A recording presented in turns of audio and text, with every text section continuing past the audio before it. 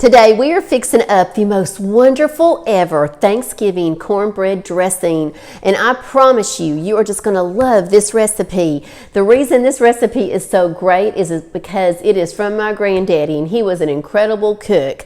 Hi, I'm Melissa Diane, and on this channel we have so much fun in the kitchen and the garden and just all around our home. So let's go ahead and jump on into it. I'm going to bring you around here so you can see all the ingredients that we're going to be using today for this wonderful Thanksgiving cornbread dressing. Here are all the ingredients that we're going to be using today for our cornbread dressing, and I'll put all of this in the description section below the video also. And I also will show you some of the items that I prepped early before we actually cook the casserole. First of all, over here, this is some toast. This was, I believe, about 6 slices of white toast, and it's all crumbled up. Here is the cornbread. Now, I use 2 packages of the store-bought cornbread. I make cornbread from scratch a lot, but not for this recipe. For this one, those 2 packages, you cook them and crumble them. And I did this the day before because I found it really tastes better when you go ahead and do these 2 items the day before. Back here, we've got some chicken broth, a can of cream of chicken soup, a stick of butter or 2 little halves, about 1 1/3 cups of milk, a couple of chicken bouillon cubes. Now this over here is about 1 medium onion. I chopped this up the day before. Also, there's 2 cups of celery, and I chopped this up also the day before. Over here, I've got some green onions that I went ahead and chopped up. We've got 4 eggs. And then for our spices, we've got some black pepper, crushed red pepper, paprika, and then over here is some chopped up parsley. Now, what I actually did the day before is I took the amounts of each of these, and I went ahead and I put those right here in a baggie. So this is all ready to go. So today I don't have to measure it. Now in this package of my seasoning, there is a couple of tablespoons of sugar along with these right here. I'm just going to kind of zoom out a little bit in case you need to get a screenshot of all of those ingredients. The first thing I'm going to do is I'm going to go ahead and I'm going to start getting our butter melted, because we're going to saute the onions and our celery. So let's get this in here and we'll get it turned on. Now it's going to melt pretty quick. So I've got over here my onions and celery and everything. Let's sit them here. And as this butter's starting to melt, I'm going to tell you about a video that I did, and it's posted up there, and you need to be sure and check it out if you're wanting to learn some ways to save time on Thanksgiving Day and even the day before. Let me turn this down a little, because I've got some great tips for you on that video about how to do that and how to do a lot of this prepping before you actually cook all of your Thanksgiving dishes. Wiggle this around and let it melt. We've got our Thanksgiving, look at that. We've got our eat, drink, and give thanks spatula. So we are in the holiday spirit. So this is just about melted. I'm going to go ahead now and I'm going to pour in my celery. And if you noticed, obviously, like I said a while ago, I already had these chopped up. And I have a video, and I'll make sure I have it pop up at the end for you. And it's a great video on how to do a lot of this prepping before you actually cook your Thanksgiving dinner. Because I don't know about you, but I just absolutely love Thanksgiving.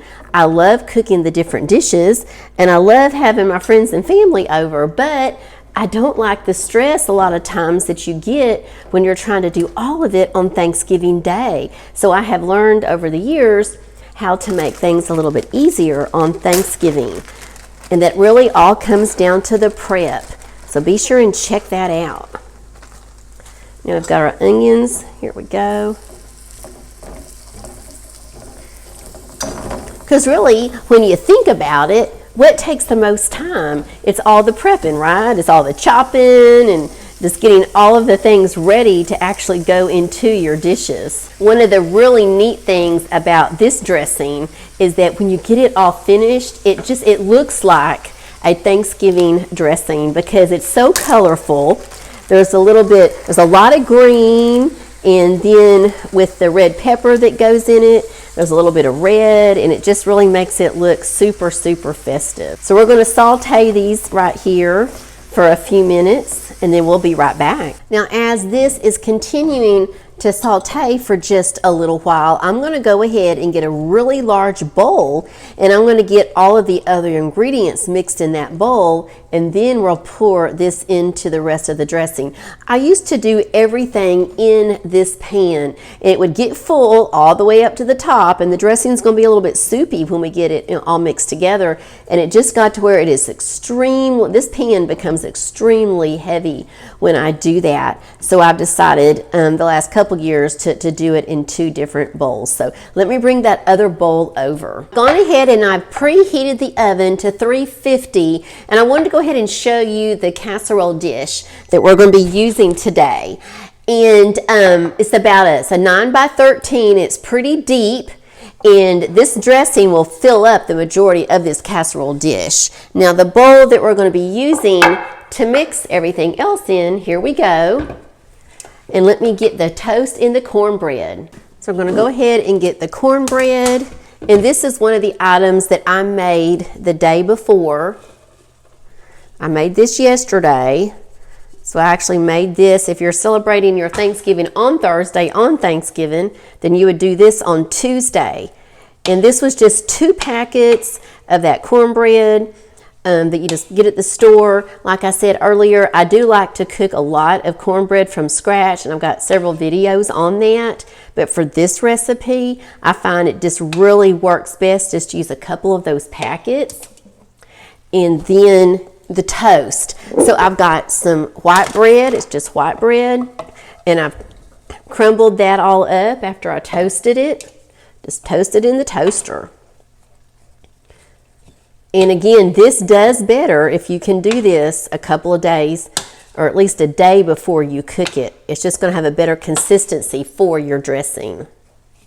Plus, it saves you a lot of time on the day that you're cooking it. Now I'm going to put in our seasonings, and this is a little bit of the sugar, and there is black pepper, red pepper in here, and also some paprika. If you just measure that out the night before, then all you have to do is dump it in there. And now I'm going to pop over here, and we're also going to go ahead and put in the parsley.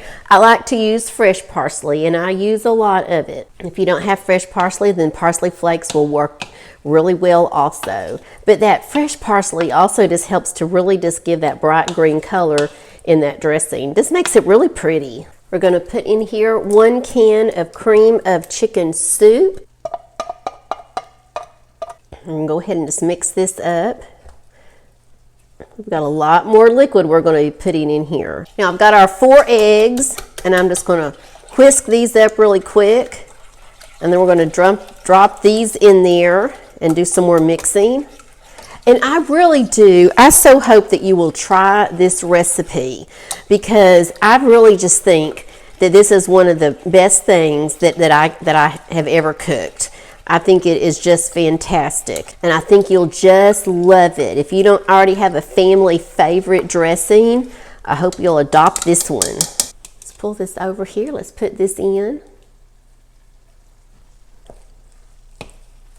For the bouillon cubes, what I usually will do, I just take a little thing like this. I just put a little bit of water in the bottom of it, and then I'm going to drop both of these in here.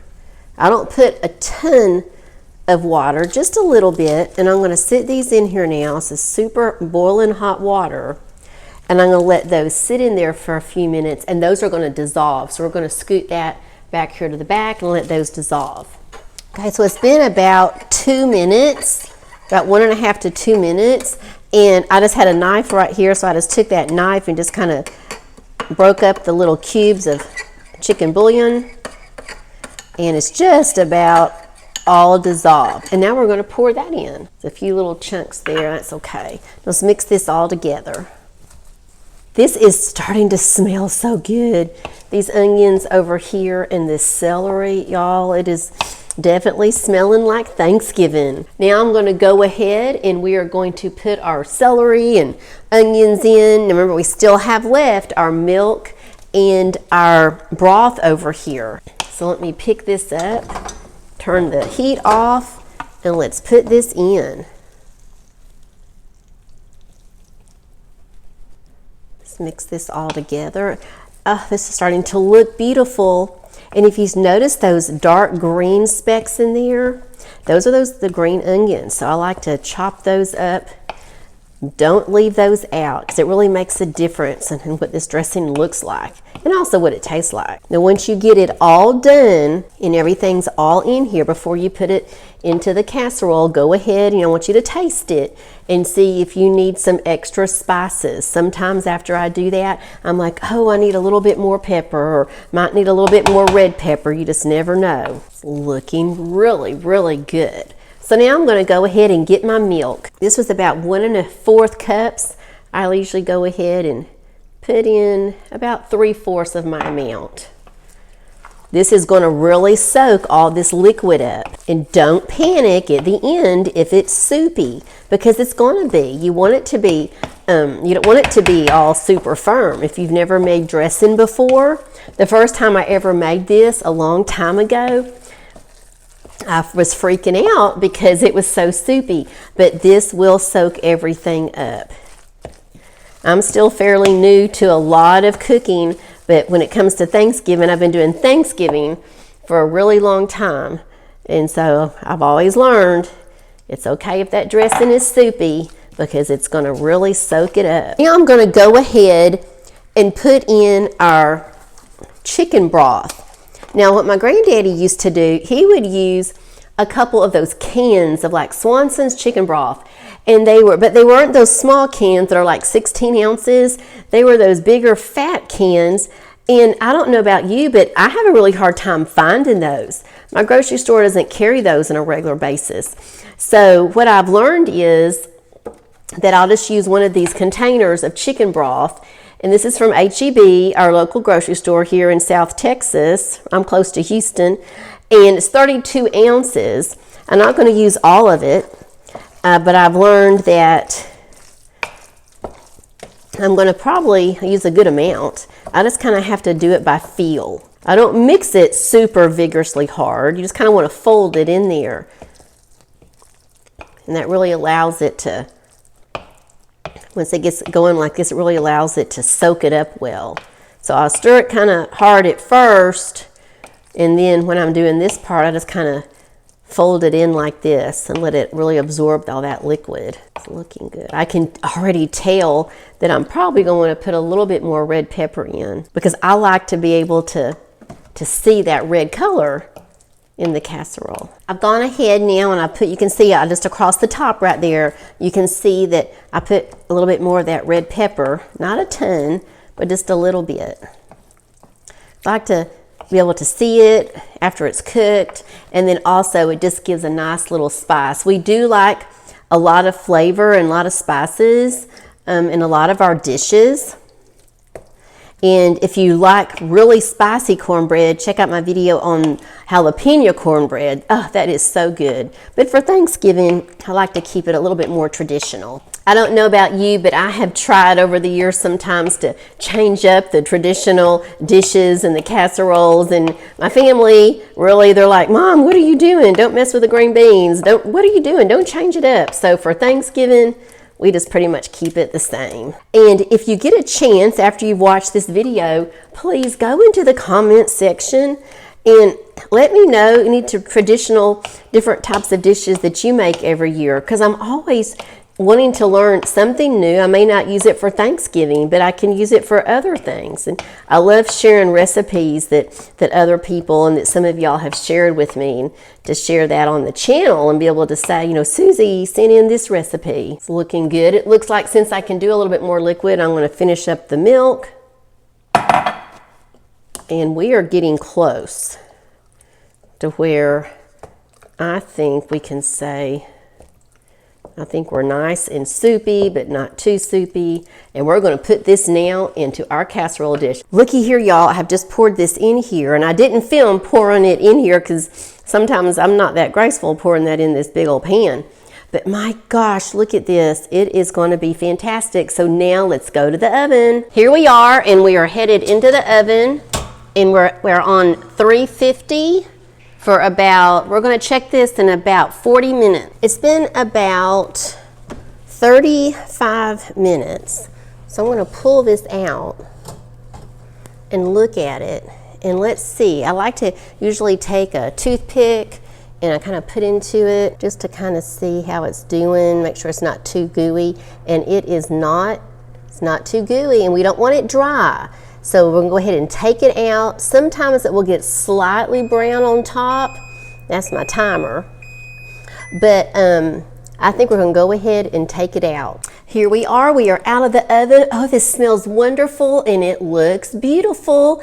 Be sure and check out that next video that's popping up, and I'll see you over there in a few minutes. Bye-bye.